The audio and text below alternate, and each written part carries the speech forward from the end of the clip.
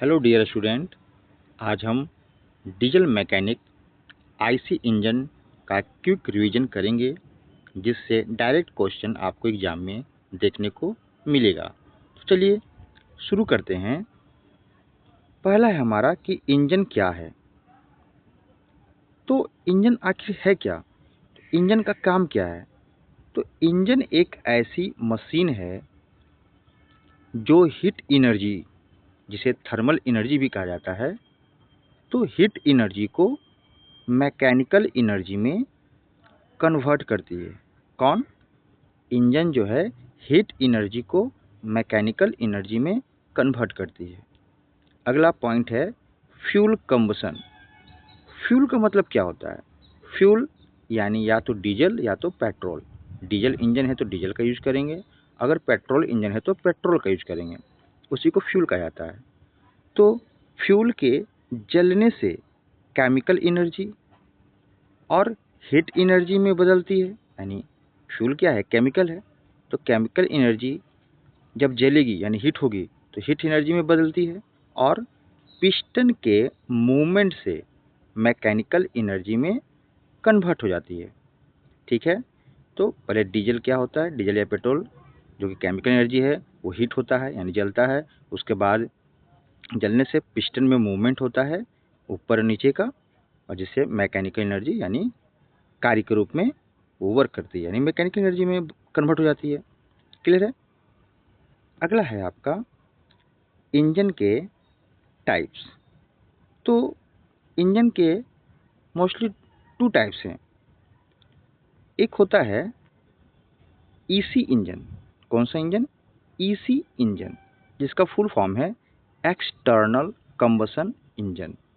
मतलब fuel engine के बाहर जलती है, यानी जो डीजल या पेट्रोल है वो इंजन के बाहर जलता है। ये बड़ी बड़ी इंजनों में होता है, जैसे स्टीम इंजन यानी पानी जहाज वाला इंजन, टरबाइन। एक होता है आईसी इंजन। आईसी इंजन का मतलब इंटरनल कंबसन इंजन। इसमें क्या होगा? फ्यूल इंजन सिलेंडर के अंदर जलती है, जैसे डीजल इंजन और पेट्रोल इंजन। मतलब जो हमारे पास बाइक है जो पेट्रोल से चलती है, तो आप देखते हैं कि कहाँ पे इसका जो पेट्रोल है वो जलता है? नहीं ना। यानी वो टंकी के अंदर में वर्क करता है ना, इंजन के अंदर जलता है, बाहर तो नहीं जलता है। उसी तरह से रेल इंजन जो है वो भी, उसमें जो भी जो कंबसन होता है वो, या फ्यूल जलता है, डीजल जलता है, वो अंदर ही जलता है, इसीलिए उसे आईसी इंजन कहा जाता है। तो आज हम मेनली आईसी इंजन के बारे में ही पढ़ेंगे, क्योंकि एग्जाम में ज़्यादातर क्वेश्चन आपका आईसी इंजन से ही आता है। तो अब जानते हैं कि diesel engine versus petrol engine दोनों में डिफरेंस क्या है, क्योंकि एग्जाम में डायरेक्टली इससे क्वेश्चन पूछा जा सकता है। तो पहले तो इसका फुल फॉर्म जान लें कि डीजल इंजन, जिसे हम लोग सीआई इंजन भी कहते हैं, सीआई इंजन का मतलब कंप्रेशन इग्निशन, और पेट्रोल इंजन को एसआई इंजन भी कहते हैं, जिसका मतलब होता है स्पार्क इग्निशन। क्लियर है? फ्यूल, तो डीजल इंजन में डीजल का यूज करते हैं, और पेट्रोल इंजन में पेट्रोल या गैसोलीन का यूज किया जाता है। मोस्टली पेट्रोल ही यूज होता है। अगला है सक्शन स्ट्रोक। मतलब यानी डीजल इंजन में हवा भी सिलेंडर में प्रवेश करती है। तो क्वेश्चन डायरेक्टली आता है कि डीजल इंजन में सिर्फ हवा आता है या उसके साथ डीजल का मिश्रण भी आता है? तो डीजल इंजन में ओनली शुद्ध हवा आता है। ठीक है। पेट्रोल इंजन में क्या होता है? तो पेट्रोल इंजन में एयर और फ्यूल का मिक्सर आता है, यानी एक रेशियो बना होता है कि इतना हवा आएगा और इतना पेट्रोल आएगा, दोनों को मिक्स करके कार्बोरेटर के द्वारा ही अंदर आता है वो। ठीक है। तो पेट्रोल इंजन में एयर और फ्यूल यानी पेट्रोल का मिश्रण आता है, और डीजल इंजन में क्या आता है? ओनली सिर्फ हवा आता है। इग्निशन मेथड, तो वो जलते कैसे हैं? तो डीजल इंजन में हाई कंप्रेशन होता है। हाई कंप्रेशन का मतलब बहुत सारा पहले तो हवा खींचा जाता है, इनलेट वाल्व के द्वारा आता है अंदर में, और उसको प्रेस किया जाता है, दबाया जाता है। तो दबाने से उसमें हीट से गर्म हो जाता है वो, तो हीट से फ्यूल खुद जलता है। क्लियर? हाई प्रेशर हो जाएगा, टेम्परेचर हाई हो जाएगा, और उसी समय इंजेक्टर से क्या किया जाता है, डीजल को छिड़का जाता है, तो वो जल जाता है। लेकिन पेट्रोल इंजन में ऐसा नहीं होता। पेट्रोल इंजन में स्पार्क प्लग होता है।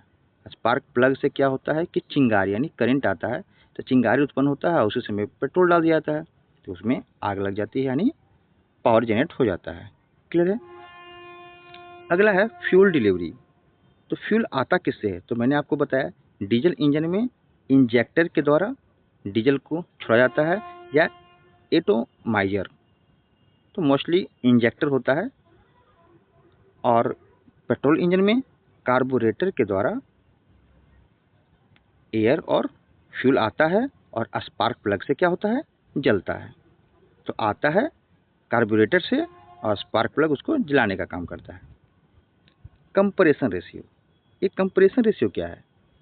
तो डीजल इंजन में कंप्रेशन रेशियो लगभग 16 से 24 तक जाता है, और पेट्रोल इंजन में 6 से 11 तक।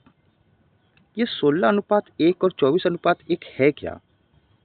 तो पिस्टन जब टीडीसी से बीडीसी यानी ऊपर से नीचे की ओर जाती है, तो इनलेट वाल्व खुलता है, और बाहर का जो हवा है ना, वो सिलेंडर में घुसता है। तो मान के चलिए कि 16 लीटर हवा अंदर घुसा, और पिस्टन क्या करता है ना कि उसको दबाता है। दबा के क्या होगा कि जितना जगह में 16 लीटर हवा आया था, अब उसको दबा करके इतना कम कर देता है कि 1 लीटर का स्पेस में 16 लीटर हवा को रख देता है। यानी सिंपल सा भाषा में ये है कि मान लीजिए कि आपके पास 1 केजी का प्लास्टिक है, और आपके पास 16 केजी हवा है। आप किसी तरीका से उसको दबा करके, प्रेस करके उस 1 केजी प्लास्टिक में ही, यानी 1 लीटर प्लास्टिक में ही 16 लीटर हवा को बांध दिए, पैक कर दिए। इसका मतलब यही हुआ। तो पैक करने से हुआ क्या, उसमें प्रेशर हाई हो जाएगा, यानी प्लास्टिक या बॉल, मान लीजिए बॉल है, तो बॉल क्या होगा, फटने की कगार में आएगा, यानी पूरा टाइट हो जाएगा। तो उसी को बोलता है कंप्रेशन रेशियो, यानी 16 लीटर हवा को 1 लीटर के जगह में ही सीमित कर दिया, जिसकी वजह से उसमें क्या हो जाता है, हीट ज़्यादा हो जाता है। लेकिन पेट्रोल इंजन में नॉर्मल रहता है, यानी 6 लीटर हवा है तो उसको 1 लीटर ही बनाने का प्रयास करता है, यानी इसमें टेम्परेचर है वो थोड़ा कम रहता है डीजल के अपेक्षा। तो इससे आपको इतना ध्यान रखना है कि कंप्रेशन रेशियो डीजल में 16:1 या 24:1, मतलब 16 से 24 तक जाता है, कहीं कहीं 15 से 22-23 आएगा, तो लगभग में इसका याद रखना है आपको। चलिए अगला है इफ़िशियंसी। इफ़िशियंसी क्या है? मतलब ये कि थर्मल एफिशिएंसी ज़्यादा होती है, अप्रॉक्स 35 टू 40%, मतलब हीटिंग ज़्यादा होता है 35 टू 40%। इसमें इफ़िशियंसी कम होती है, अप्रॉक्स 25 टू 30%। एफिशिएंसी का सिंपल सा मतलब ये हुआ ना कि आप कम खर्च करना, यानी कम डीजल में अधिक दूर तक जाना, यानी माइलेज के रूप में आप बोल सकते हैं। साइकिल, ये साइकिल क्या है? तो जो डीजल से चलता है उसे डीजल साइकिल कहते हैं, और जो पेट्रोल से चलता है उसको ऑटो साइकिल कहते हैं। अब अंतर क्या है कि डीजल इंजन में प्रेशर कांस्टेंट होता है। डायरेक्टली एग्जाम में क्वेश्चन आता है कि डीजल इंजन में क्या कांस्टेंट होता है, तो उसमें प्रेशर कांस्टेंट होता है। और पेट्रोल इंजन में यानी ऑटो साइकिल में वॉल्यूम कांस्टेंट होता है। क्या कांस्टेंट होता है? वॉल्यूम। तो क्लियर है? तो इफिशियंसी का मतलब आपका क्लियर हो गया कि ये माइलेज मान लीजिए ज़्यादा देता है डीजल इंजन, और ये आपका पेट्रोल इंजन माइलेज थोड़ा कम देता है, या इसमें इनर हीट कम होता है और पेट्रोल में हीट ज़्यादा होता है। और साइकिल में आप समझ गए कि डीजल में क्या होगा, प्रेशर कांस्टेंट होगा, और पेट्रोल इंजन में यानी ऑटो साइकिल में वॉल्यूम कांस्टेंट होगा। अगला है इंजन के मुख्य भाग और इंजन कंपोनेंट्स एंड मटेरियल, यानी वो किसका बना होता है। तो इंजन के मुख्य भाग के बारे में हमने अपनी वीडियो में बता रखा है, जो वीडियो है आपका इंजन और उसके पार्ट्स। तो आज है ये आपका सिलेंडर ब्लॉक। तो सिलेंडर ब्लॉक क्या है? तो इंजन का मेन बॉडी है, इसी में सिलेंडर बोर होता है, इसी में पिस्टन होते हैं जो अप डाउन करते हैं, और इसी में कंबसन होता है, यानी पेट्रोल या डीजल जलता है। तो ये सिलेंडर ब्लॉक बनता किसका है? तो ये बना होता है कास्ट आयरन या एल्यूमिनियम अलॉय का। ये इंपॉर्टेंट है, ध्यान रखिएगा कि सिलेंडर ब्लॉक किसका बना होता है, कास्ट आयरन या एल्यूमिनियम अलॉय का। अगला है सिलेंडर हेड, यानी सिलेंडर ब्लॉक के ऊपर में जो ढक्कन लगा रहेगा उसको सिलेंडर हेड कहते हैं। इसी में camshaft, rocker arm, valve लगे होते हैं। तो सिलेंडर का ऊपर का हिस्सा जो उसे कवर करती है, इसमें वाल्व्स और इंजेक्टर लगे होते हैं। क्योंकि इंजेक्टर लगा होता है, क्योंकि डीजल इंजन है। तो सिलेंडर हेड किसका बना होता है? ये भी कास्ट आयरन या एल्यूमिनियम अलॉय का बना होता है। ठीक है। पिस्टन, तो सिलेंडर के अंदर, किसके अंदर? सिलेंडर के अंदर ऊपर नीचे होना क्या कहलाता है? रेसिप्रोकेटिंग मोशन कहलाता है। कौन सा मोशन? Reciprocating motion. तो सिलेंडर का ऊपर नीचे, जिसे हम लोग रेसिप्रोकेटिंग मोशन कहते हैं, वो करता है। पिस्टन बना किसका होता है? तो ये भी एल्यूमिनियम अलॉय या कास्ट आयरन का बना होता है। तो ध्यान रखना है, सिलेंडर ब्लॉक, सिलेंडर हेड और पिस्टन तीनों ही एल्यूमिनियम अलॉय या कास्ट आयरन का बना होता है। चलिए आगे चलते हैं। अगला है हमारा पिस्टन रिंग। मैंने पिस्टन के वीडियो में बताया है कि पिस्टन में 3 रिंग होते हैं। कितने रिंग होते हैं? 3 रिंग होते हैं पिस्टन में।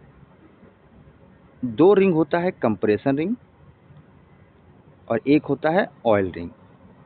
तो कंप्रेशन रिंग जो है वो गैस के लीकेज को रोकता है, और ऑयल रिंग जो है वो सिलेंडर के दीवारों पे यानी वॉल पे एक्स्ट्रा ल्यूब ऑयल, मान ली एक्स्ट्रा ऑयल उसमें आ गया तो उसी को क्या करता है, खरोंच कर संप में भेजता है। यानी उससे जब अप डाउन करेगा तो उससे खींच करके किस में भेज देगा? संप में भेज देगा। तो पिस्टन रिंग किसका बना होता है? तो ये हाई ग्रेड कास्ट आयरन का बना होता है। किसका? हाई ग्रेड कास्ट आयरन का बना होता है। ठीक है। अगला है आपका गजन पिन। क्या है आपका? गजन पिन, जिसे हम लोग पिस्टन पिन भी कहते हैं। तो पिस्टन पिन होता क्या है ना, ये पिस्टन और कनेक्टिंग रड को जोड़ने का काम करता है। गजन पिन, इसको मैंने बताया है वीडियो में, को ध्यान से देख लीजिएगा। आज ये क्विक रिवीजन है। तो गजन पिन क्या करता है? तो पिस्टन को कनेक्टिंग रड के स्मॉल एंड से जोड़ती है। यानी कनेक्टिंग रड में 2 पार्ट होता है, 2 होल होता है। एक होता है स्मॉल एंड, एक होता है बिग एंड। तो स्मॉल एंड में गजन पिन लगा करके पिस्टन से जोड़ते हैं, और जो बिग एंड रहेगा ना उसको हम लोग क्रैंक शाफ्ट से जोड़ते हैं। तो गजन पिन किसका बना होता है? तो ये बना होता है कैस हार्डेंड स्टील का। किसका? कैस हार्डेंड स्टील का बना होता है। कौन? Gudgeon pin. अगला है आपका कनेक्टिंग रड। क्या है? Connecting rod. तो पिस्टन की रेसिप्रोकेटिंग मोशन को, यानी पिस्टन अप डाउन करती है, उसी को बोलते हैं रेसिप्रोकेटिंग मोशन। अब वो कनेक्टिंग रड से जुड़ा होता है। अब जब ये पिस्टन अप डाउन करेगी तो कनेक्टिंग रड से जो क्रैंक शाफ्ट जुड़ा हुआ है ना, तो क्रैंक शाफ्ट रोटरी मोशन में घूमने लगता है। किसमें? रोटरी मोशन में। इसका सेक्शन आई बीम होता है। तो कनेक्टिंग रड की वजह से पिस्टन का जो रेसिप्रोकेटिंग मोशन है वो किस में कन्वर्ट हो जाता है? रोटरी मोशन में कन्वर्ट हो जाता है। तो कनेक्टिंग रड किसका बना होता है? फोर्ज्ड स्टील का। किसका? फोर्ज्ड स्टील का या निकेल क्रोमियम स्टील का। ठीक है, फोर्ज्ड स्टील या निकेल क्रोम स्टील का बना होता है। अगला है आपका क्रैंक शाफ्ट। तो कनेक्टिंग रड से जस्ट नीचे क्या आ जाएगा? क्रैंक शाफ्ट आ जाएगा।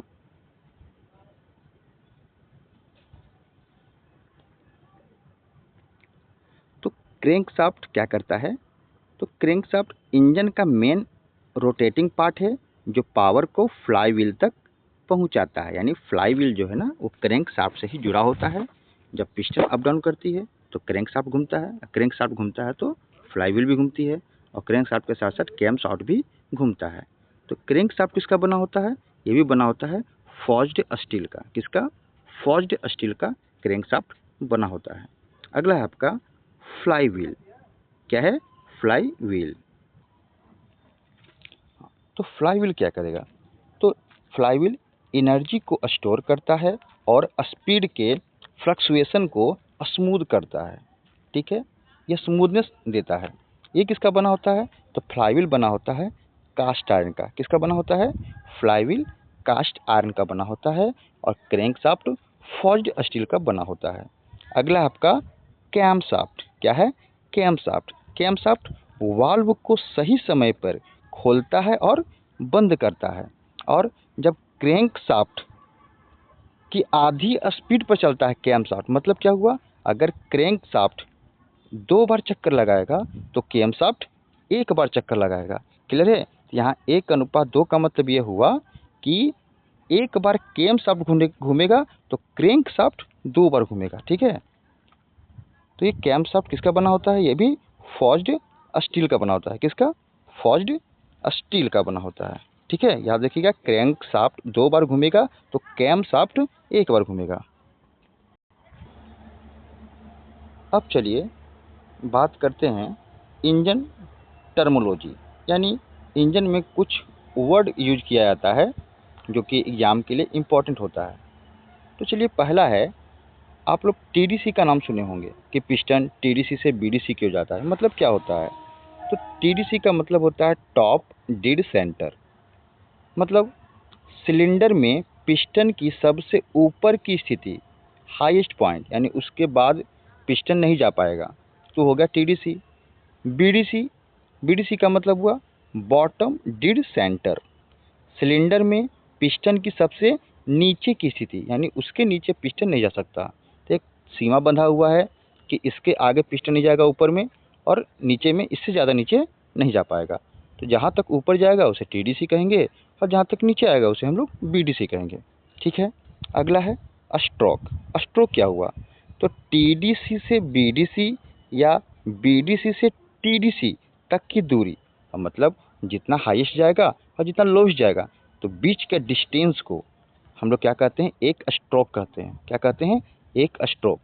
अब ये क्या होता है कि इसमें क्रैंकशाफ्ट घूमता है ना, क्योंकि पिस्टन तो अप डाउन करेगी, लेकिन पिस्टन से क्या जुड़ा होता है, क्रैंकशाफ्ट। तो क्रैंकशाफ्ट तो गोल गोल घूमता है रोटरी मोशन में।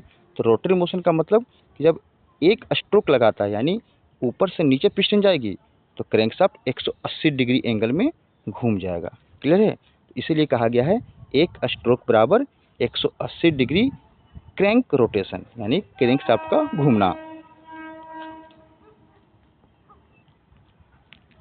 अगला वर्ड है बोर। तो बोर क्या होता है, तो सिलेंडर का अंदरूनी व्यास, यानी सिलेंडर के अंदर में गोल सा एक व्यास जैसा, यानी गोल बना होता है जिसमें पिस्टन लगा होता है।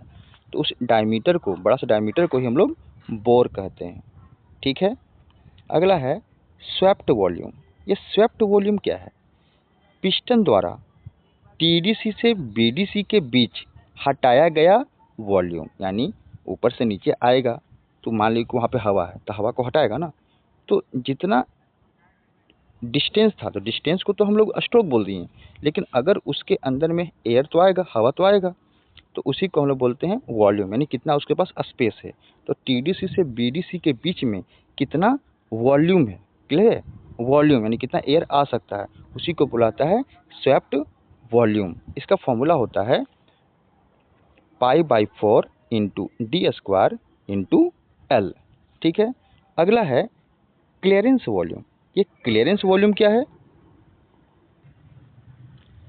क्लियरेंस वॉल्यूम जब पिस्टन टीडीसी पर होता है तो उसका ऊपर सिलेंडर हेड के बीच बचा हुआ खाली स्पेस। अब मान लीजिए कि सिलेंडर में पिस्टन लगा होता है, और पिस्टन के, सिलेंडर में पिस्टन होता है और पिस्टन किस में होता है? सिलेंडर में। और सिलेंडर कहाँ होता है? ब्लॉक में, सिलेंडर ब्लॉक में। और सिलेंडर ब्लॉक के ऊपर में क्या होता है? Cylinder head. तो सिलेंडर हेड और पिस्टन, तो पिस्टन का एक फिक्स है ना कि यहाँ तक जा सकता है, तो उसके ऊपर भी तो कोई स्पेस होगा ना। तो जहाँ तक जा सकता है उसके ऊपर में अगर कुछ स्पेस बचा हुआ है, जिसको सबसे ऊपर जाता है उसको टीडीसी बोलते हैं। तो टीडीसी के ऊपर भी कुछ स्पेस होगा, उसी को बोलते हैं क्लियरेंस वॉल्यूम। अगला है कंप्रेशन रेशियो। ये क्या होता है? तो टोटल वॉल्यूम और क्लियरेंस वॉल्यूम का अनुपात यानी रेशियो। तो टोटल वॉल्यूम का मतलब क्या हुआ?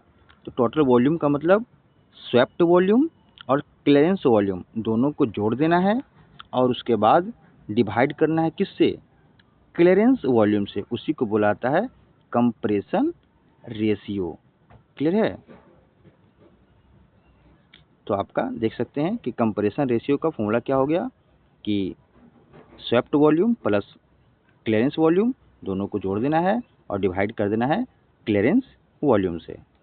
अगला हमारा पॉइंट है 4 स्ट्रोक वर्सेस 2 स्ट्रोक इंजन।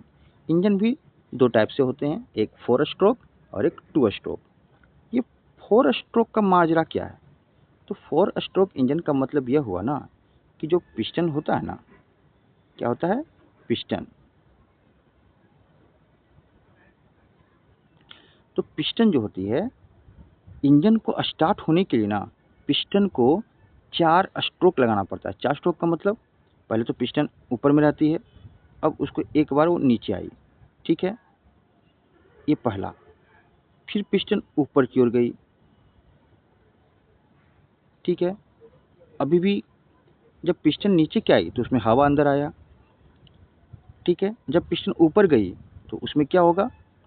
हवा को दबाएगा, दबाने के बाद इंजेक्टर लाएगा, इंजेक्टर से क्या डालेगा? डीजल डालेगा, ठीक है। डीजल डालेगा तो क्या हो जाएगा? उसमें आग उत्पन्न होगा ना। जैसे आग उत्पन्न होगा तो क्या हो जाएगा? पिस्टन को नीचे की ओर धकेल देगा, ठीक है।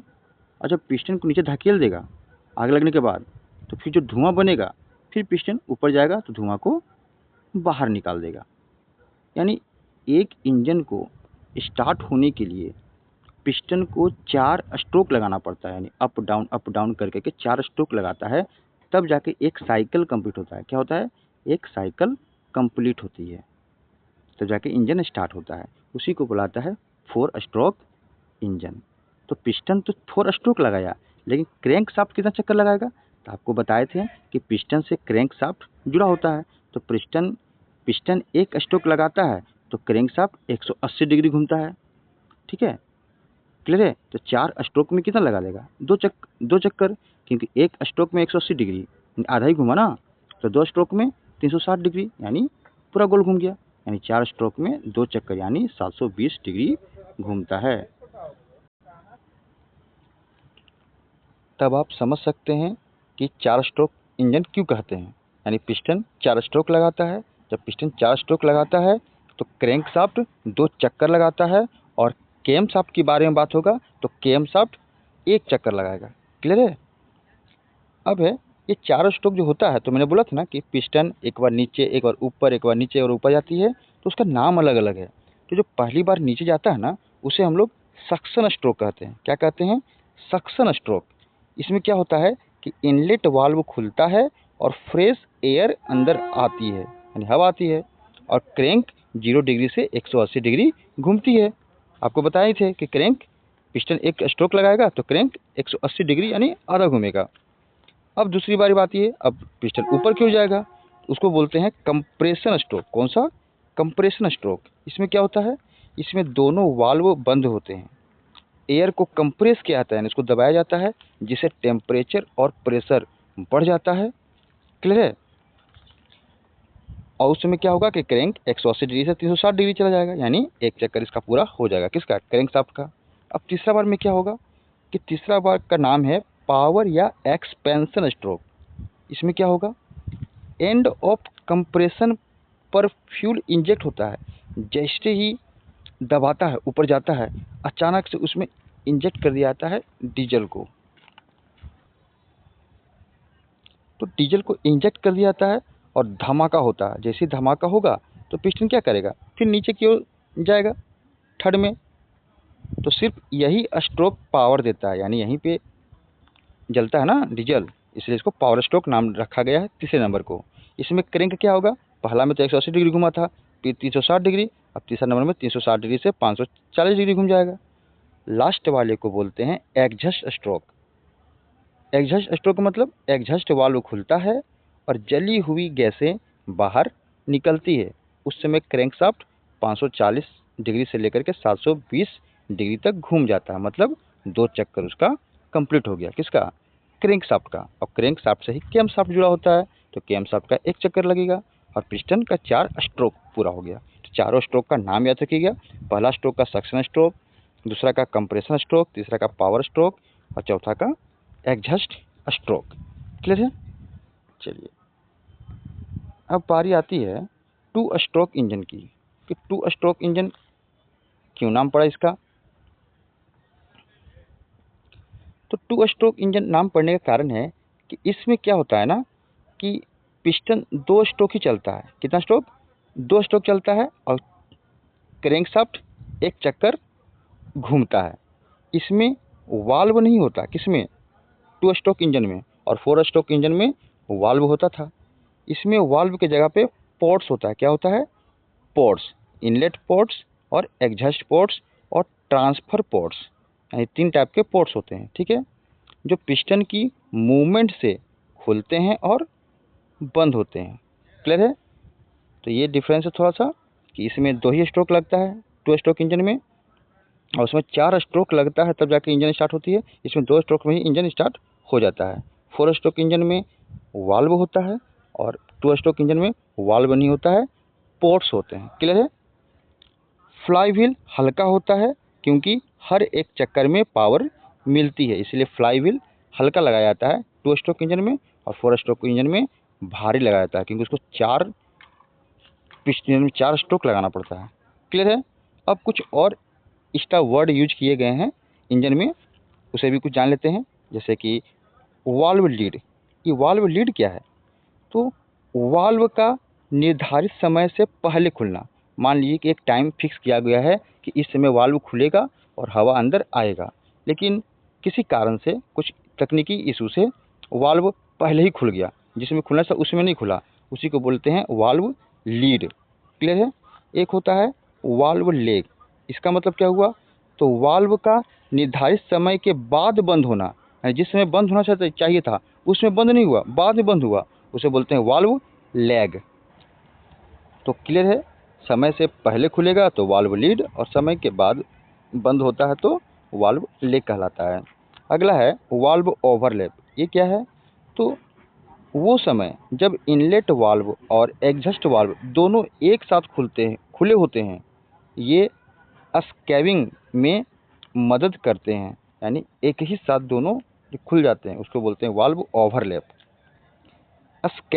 स्कैविंग क्या होता है, तो फ्रेश चार्ज यानी हवा द्वारा जली हुई गैसों को सिलेंडर से बाहर ढकेलने की प्रक्रिया को स्क्वैजिंग कहते हैं। क्लियर है। यानी जो अंदर में हवा आया, अब गैसों को सिलेंडर से बाहर ढकेलना है ना, जो जलने के बाद जो ढकेला जाएगा बाहर में, उसको स्क्वैजिंग बोलते हैं।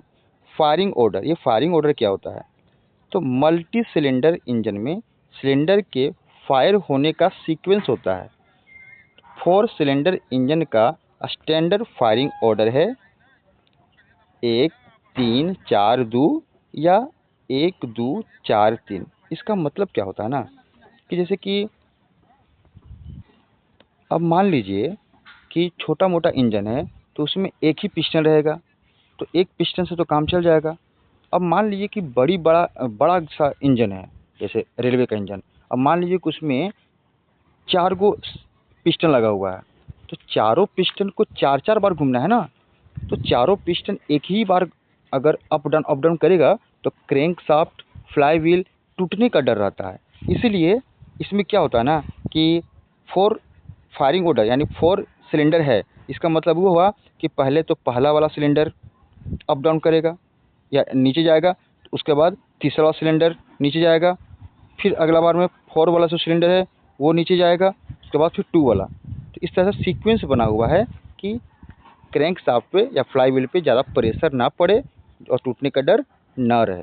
क्लियर है? तो अगर 6 सिलेंडर रहता तो 6 सिलेंडर का भी अलग हो जाता। आई बात समझ में? चलिए आगे देखते हैं कुछ exam oriented one liners question. तो डीजल फ्यूल की क्वालिटी को C10 नंबर से मापा जाता है। किससे? C10 नंबर से मापा जाता है। किसका? डीजल का। और पेट्रोल को ऑक्टेन नंबर से मापा जाता है। किसके नंबर से? Octane number. जिसका ऑक्टेन नंबर ज़्यादा रहेगा वो तेल शुद्ध होगा। ठीक है? और C10 नंबर जिसका रहेगा उसके समझेंगे कि डीजल की क्वालिटी कैसी है। डीजल इंजन में फ्यूल हाई प्रेशर यानी 100 से 250 बार पर इंजेक्ट किया जाता है। यानी जब उसको इंजेक्टर से पूरा हाई स्पीड में तेल को छोड़ा जाता है, यानी उसका प्रेशर कितना होता है? 100 से लेकर के 250 बार तक। इंजन की आउटपुट पावर को BHP कहते हैं, ब्रेक हॉर्स पावर, जो डायनामोटर से मापी जाती है, यानी डायनामीटर से मापी जाती है। क्लियर है? इंजन के अंदर पैदा होने वाली टोटल पावर को IHP कहते हैं। यानी इंजन के बाहर जो पैदा होगी उसको BHP कहेंगे और इंजन के अंदर जो पैदा होगी उसको IHP कहेंगे, यानी इंडिकेटेड हॉर्स पावर। क्लियर है? Frictional horse power FHP। Frictional का मतलब अब अंदर में तो पावर जनरेट हुआ, अब उस पावर से गाड़ी उड़ी चलेगी, तो अब जितना एनर्जी बनाया अब टोटल का टोटल एनर्जी थोड़ी काम में बदल जाएगा। कुछ हिट के वजह से एनर्जी डिस्ट्रॉय भी तो होगी ना। तो फ्रिक्शनल हॉर्स पावर का मतलब FHP का मतलब IHP, यानी जितना अंदर में पावर जनरेट हुआ माइनस जितना बाहर में वर्क हुआ है, यानी आउटपुट मिला है। दोनों का अगर सब्ट्रैक्ट कर देंगे तो होता है FHP। क्लियर है? चलिए आगे आपका ये डायरेक्ट क्वेश्चन में पूछता है कि FHP बराबर क्या होता है। तो आपको याद रहना चाहिए FHP बराबर IHP माइनस BHP, और इसका फुल फॉर्म भी याद कर लीजिएगा। ठीक है? अगला है कि डीजल इंजन का कंप्रेशन प्रेशर कितना होता है, यानी कितना में कंप्रेस किया जाता है। तो कम से कम 350 से 550 PSI यानी प्रेशर रहता है। और टेम्परेचर कितना होता है अंदर में पिस्टन का? तो 500 डिग्री सेल्सियस से 700 डिग्री सेल्सियस तक पहुंच जाता है। याद रखिएगा इसको। डीजल इंजन का कंप्रेशन प्रेशर कितना होता है? 350 से 550 और टेम्परेचर 500 से 700। पिस्टन क्लियरेंस, पिस्टन और सिलेंडर वाल के बीच छोड़ी गई खाली जगह लगभग 0.05 mm टू 0.1 mm, ताकि हीट से फैलने पर पिस्टन फंस ना जाए, पिस्टन सीजर ना हो जाए। यानी पिस्टन क्लियरेंस का सिंपल से ये मतलब है कि सिलेंडर के अंदर में जो पिस्टन लगा होता है तो अप डाउन करता है, तो आगे पीछे का दीवार जो होता है ना उसमें हल्का सा जगह छोड़ा जाता है, ताकि जब हीट होगा तो हीट के बाद जब फैलेगा ना तो हीट के उसको कुछ जगह भी तो चाहिए ना, कि जब फैले तो उसमें जाके चिपक ना जाए। स्पेस फैलेगा तो हल्का सा स्पेस भी होगा तो कोई दिक्कत नहीं होगा, ये अपना काम करते रहेगा। क्लियर है? तो कितना छोड़ा जाता है स्पेस? लगभग 0.05 mm टू 0.1 mm अप्रोक्स।